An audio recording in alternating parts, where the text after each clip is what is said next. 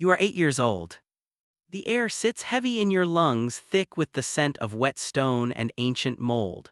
Just months ago, your reality was the gilded embrace of Versailles, silk sheets, whispered reverence, and servants who seemed to orbit your every breath.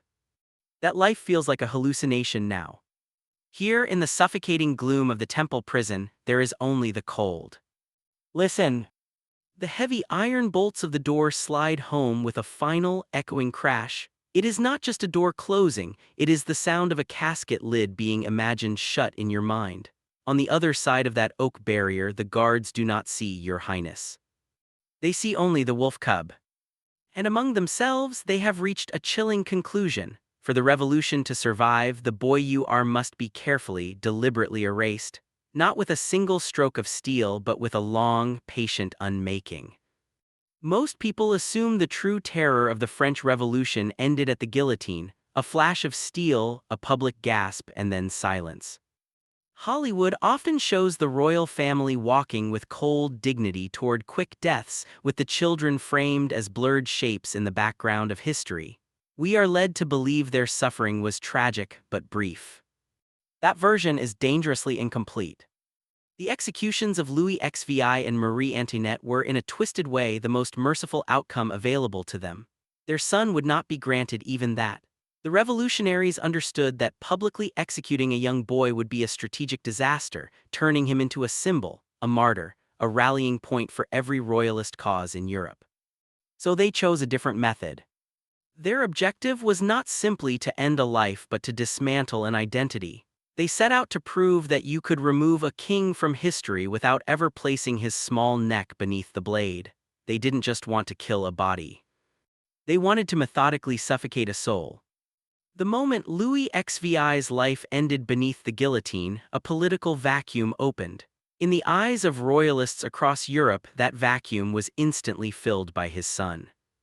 To them, the 8-year-old prisoner in the temple was no longer just a dauphin. He was Louis XVI, King of France, trapped in a stone cage. To the Jacobins and the Committee of Public Safety, this child was not a victim. He was a loaded weapon pointed directly at the heart of their new republic. Exile him, and he would become a standard around which foreign armies might one day gather.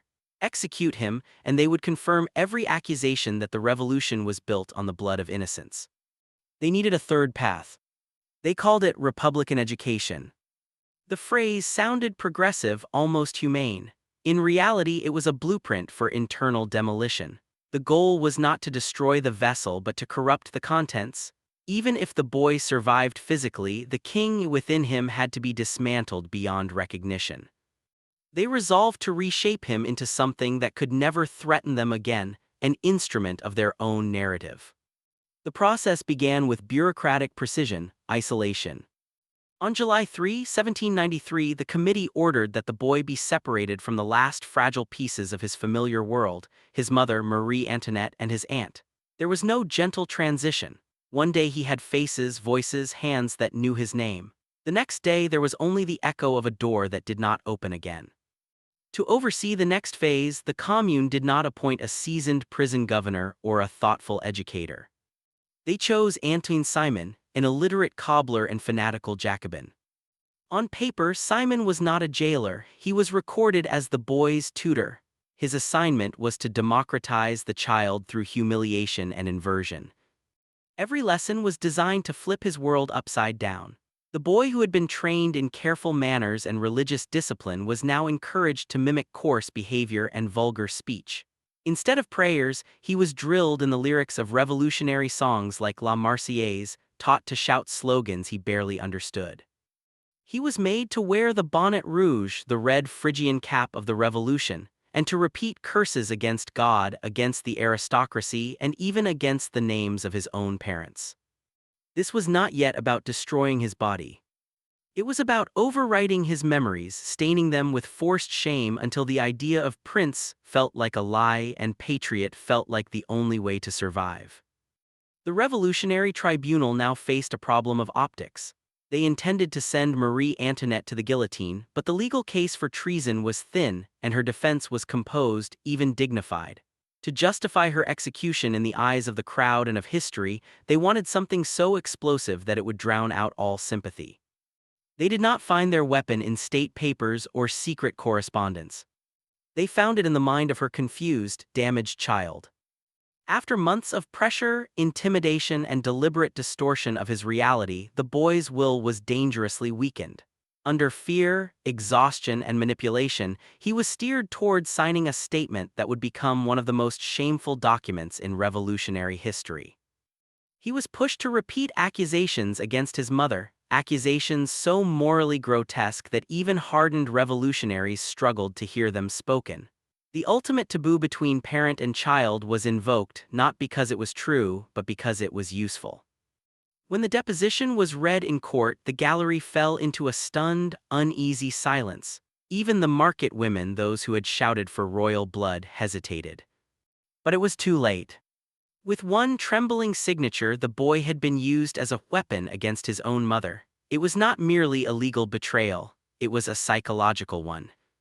In that moment, the idea of the king shattered, and a child who should have been protected was left alone with a weight of guilt he could not possibly understand. The door opens one last time, not to release you but to remove the only person assigned to oversee you. Antoine Simon leaves. With his departure, the strategy changes. The phase of noisy re-education gives way to something quieter and far more final. You are moved into a darker chamber. You hear the thud of wood, the sharp rhythm of hammers, the scrape of nails driven into the frame. The door is not just locked, it is sealed. The small window is barred and shuttered, choking off the light until days and nights blur into one long, gray smear. For 6 months, this is your entire world. You see no faces, you hear no voices speaking to you. Your existence is reduced to the shuffle of footsteps in the corridor and the sound of a wooden panel sliding open as a bowl of thin food is shoved through a slit in the wall. You are no longer treated as a person with a future. You are treated as a problem that must be left to fade. In the silence, the rats become your only company, darting across the floor, brushing against your legs as you try to sleep.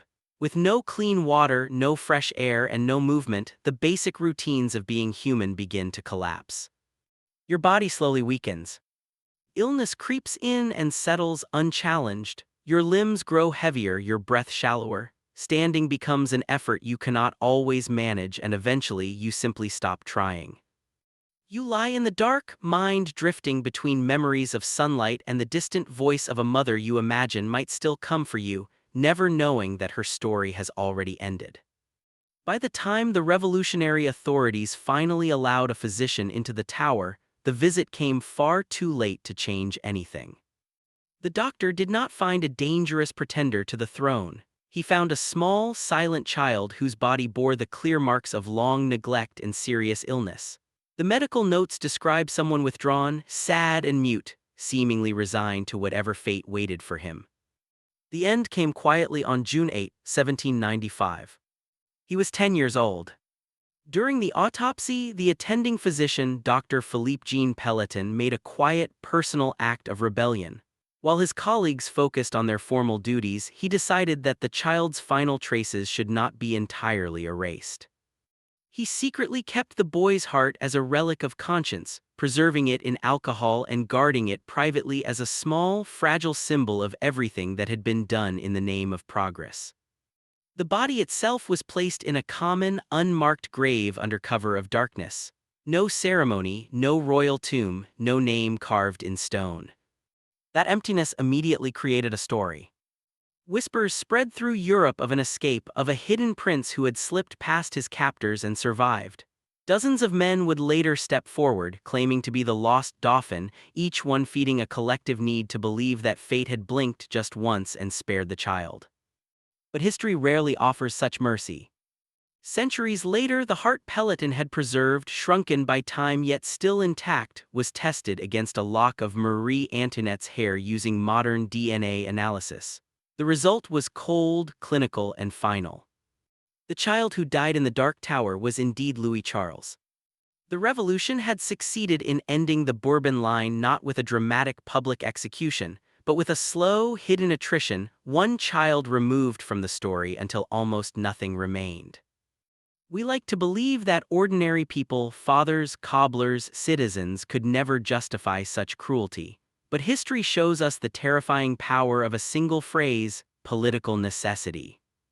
It is the idea that convinces a society that certain children are not really children but symbols, that certain acts are not really cruelty but duty, that if the cause is righteous enough, anything done in its name can be forgiven.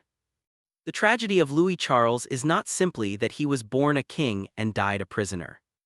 It is that, to his captors, he was never truly seen as a frightened 8-year-old boy at all. He was the monarchy made flesh. And symbols, they insisted, do not feel cold, symbols do not starve, symbols do not cry out in the night for their mothers. But little boys do. Today, if you walk through the silent, vaulted crypt of the Royal Basilica of Saint-Denis, you will find a tiny crystal urn.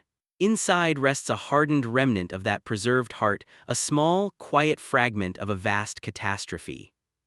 It is a permanent reminder of what happens when a society learns to love its revolution more than its own humanity. If you believe history should remember the victims as clearly as it remembers the victors, subscribe to the Scarlet Archives.